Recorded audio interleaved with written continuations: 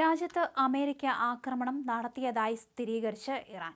3 ആണവോർജ്ജ കേന്ദ്രങ്ങളും നേരത്തെ ഒഴിപ്പിച്ചതാണ്. വലിയ നാശനഷ്ടങ്ങൾ ഉണ്ടായിട്ടില്ലെന്നാണ് ഇറാന്റെ അവകാശവാദം. ആണവ വികിരണം ഉണ്ടാക്കുന്ന വസ്തുക്കൾ 3 കേന്ദ്രങ്ങളിലും ഇല്ലെന്നും ഇറാൻ പറയുന്നുണ്ട്. ഫോർദോ, നതാൻസ്, ഇസ്ഫാൻ എന്നീ ആണവ കേന്ദ്രങ്ങളിലാണ് US ആക്രമണം നടത്തിയത്. ഇതിൽ ഫോർദോ ആണവ നിലയം പൂർണ്ണമായും നശിച്ചെന്ന് ട്രംപ് പറഞ്ഞിരുന്നു. എന്തായാലും ഇറാൻ ഇസ്രായേൽ സംഘർഷത്തിൽ പങ്കാളികളാകണമോ എന്ന് 2 ആഴ്ചയ്ക്കുള്ളിൽ തീരുമാനിക്കും എന്നാണ് ട്രംപ് നേരത്തെ പറഞ്ഞിരുന്നത്. അപ്രതീക്ഷിതമായിട്ടായിരുന്നു അമേരിക്കയുടെ ആക്രമണം. അമേരിക്കയുടെ യുദ്ധവിമാനങ്ങൾ പസഫിക് സമുദ്രത്തിന് കുറുകെ പറന്നുവെന്ന റിപ്പോർട്ടുകൾ പുറത്തു വന്നതിന് പിന്നാലെയാണ് ആക്രമണം. ഇറാനെ വീണ്ടും ആക്രമിക്കുമെന്ന ഭീഷണിയുമായി അമേരിക്കൻ പ്രസിഡന്റ് ഡൊണാൾഡ് ട്രംപും. ഇറാൻ സമാധാന ശ്രമങ്ങൾ ഉടൻ നടത്തിയില്ലെങ്കിൽ കാത്തിരിക്കുന്നത് വലിയ ദുരന്തമാണ്.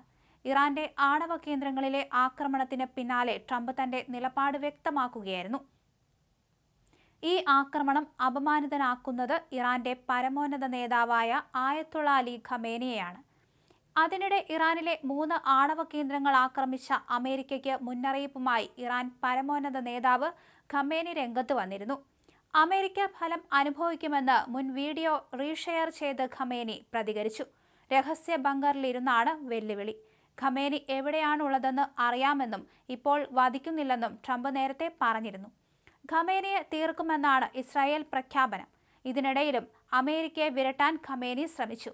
ഇത് വിലപ്പോവില്ലെന്നാണ് 3 ആണവ കേന്ദ്രങ്ങളിലെ അമേരിക്കൻ ബോംബിംഗ് തെളിയിക്കുന്നത്. അതേസമയം അമേരിക്കൻ ആക്രമണത്തിൽ റേഡിയേഷൻ ഇല്ലെന്നും ജീവനക്കാർ സുരക്ഷിതരാണെന്നും ഇറാൻ അറിയിച്ചു. ആക്രമണം ഫോർദോ പ്ലാന്റിന്റെ കവാടത്തിലാണ് നടന്നതെന്നും ഇറാൻ സ്ഥിരീകരിച്ചു. മുഴുവൻ കേന്ദ്രങ്ങളിൽ നിന്നും ആളുകളെ ഒഴിപ്പിച്ചിരുന്നുവെന്നും ഇറാൻ അറിയിച്ചു. ആണവ കേന്ദ്രങ്ങളിലെ സമ്പുഷ്ടീകരിച്ച യുറേനിയം രഹസ്യ കേന്ദ്രത്തിലേക്ക് മാറ്റിയെന്ന് റിപ്പോർട്ടുകളുണ്ട്. ഇനിയും ആക്രമിക്കപ്പെടാൻ ഇറാനിൽ ഇടങ്ങളുണ്ട് എന്നത് ഓർക്കണമെന്നും ട്രംപ് മുന്നറിയിപ്പിൽ പറയുന്നു. സമാധാനത്തിലേക്ക് എത്താൻ ഇറാൻ തയ്യാറാകാത്ത പക്ഷം മറ്റ് രഹസ്യ കേന്ദ്രങ്ങൾ കൂടി ആക്രമിക്കപ്പെടുമെന്ന് ട്രംപ് പറഞ്ഞു. ഇറാൻ ഇസ്രായേൽ യുദ്ധം തുടങ്ങി 10ാം ദിവസമാണ് ആക്രമണത്തിൽ അമേരിക്ക നേരിട്ട് പങ്കുചേർന്നത്.